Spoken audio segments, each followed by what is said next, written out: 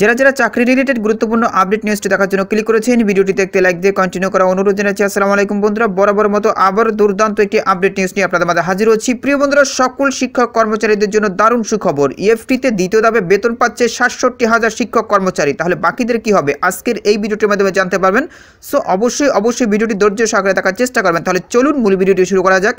প্রিয় বন্ধুরা, মূল ভিডিওটি শুরু করার আগে বরাবরের মতো ছোট্ট একটি রিকোয়েস্টে থাকবে, আপনি যদি আমাদের এই পরিবারে নতুন দর্শক হয়ে থাকেন, এরকম নতুন চাকরি রিলেটেড আপডেট নিউজ সবার আগে পেতে আমাদের এই চ্যানেলটি সাবস্ক্রাইব করে পাশে থাকা বেল আইকনটি অন করে রাখুন পরবর্তী ভিডিও নোটিফিকেশন পেতে। আর যারা সাবস্ক্রাইব করেছেন তাদেরকে অসংখ্য ধন্যবাদ। প্রিয় বন্ধুরা, দেখতে পাচ্ছেন ঢাকা পোস্টে একটি গুরুত্বপূর্ণ প্রতিবেদন প্রকাশ করা হয়েছে। ইএফটিতে দ্বিতীয় ধাপে বেতন পাচ্ছেন ৬৭,০০০ শিক্ষক কর্মচারী। নিচে একদম বিস্তারিতভাবে উল্লেখ করা হয়েছে। এখানে দেখতে পাচ্ছেন ইলেকট্রনিক ফান্ড ট্রান্সফার বা ইএফটির মাধ্যমে শিক্ষকদের বেতন ভাতা দেওয়ার উদ্যোগের অংশ হিসাবে বেসরকারি শিক্ষকদের দ্বিতীয় ধাপে বেতন দেওয়া শুরু হয়েছে।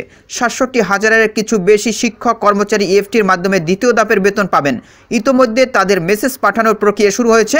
দ্রুত এ বিষয়ে বিজ্ঞপ্তি দিয়ে জানিয়ে দেওয়া হবে। রোববার ১৯ জানুয়ারি মাধ্যমিক ও উচ্চশিক্ষা অধিদপ্তরের মাওসির সহকারী পরিচালক এস.এম. রেজাউল হায়দার হেনরি জানান, ৬৭,০০০-এর কিছু বেশি শিক্ষক কর্মচারী ইলেকট্রনিক ফান্ড ট্রান্সফার ইএফটির মাধ্যমে দ্বিতীয় ধাপের বেতন পাবেন।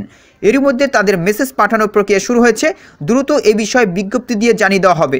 জানা গেছে, সরকারি কর্মকর্তা কর্মচারীরা ইএফটির মাধ্যমে বেতন ভাতা পান, তবে বেসরকারি শিক্ষা প্রতিষ্ঠানে কর্মরত এমপিভুক্ত শিক্ষক কর্মচারীদের বেতন ভাতা সরকারি কোষাগার থেকে ছাড় হলেও তা রাষ্ট্রায়ত্ত ৮টি ব্যাংকের মাধ্যমে অ্যানালগ পদ্ধতিতে ছাড় হয়।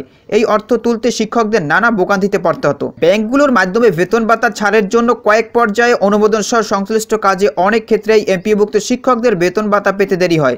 অনেক সময় পরের মাসের ১০ তারিখের পরও আগের মাসের বেতন ভাতা জোটে।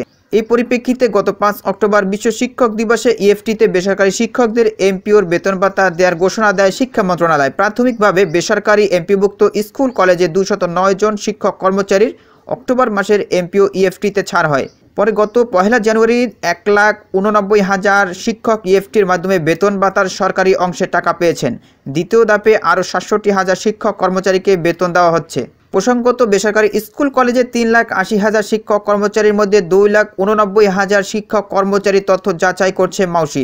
২৭,০০০ শিক্ষক কর্মচারী তথ্য পায়নি সংস্থাটি। অবশিষ্ট শিক্ষক কর্মচারীদের তথ্য পেলেও তাদের ত্রুটি থাকায় সেগুলো সংশোধন করার প্রক্রিয়া চলছে বলে জানা গেছে। তো প্রিয় বন্ধুরা, এই ছিল মূলত আজকের আপডেট নিউজ। এই বিষয়ে যদি আপনাদের কোনো ব্যক্তিগত মতামত থেকে থাকে তাহলে অবশ্যই কমেন্ট করে জানাবেন। পরবর্তীতে নতুন করে ভিডিও নিয়ে আপনাদের মাঝে হাজির হব। সবাই ভালো থাকবেন, সুস্থ থাকবেন। আল্লাহ হাফেজ।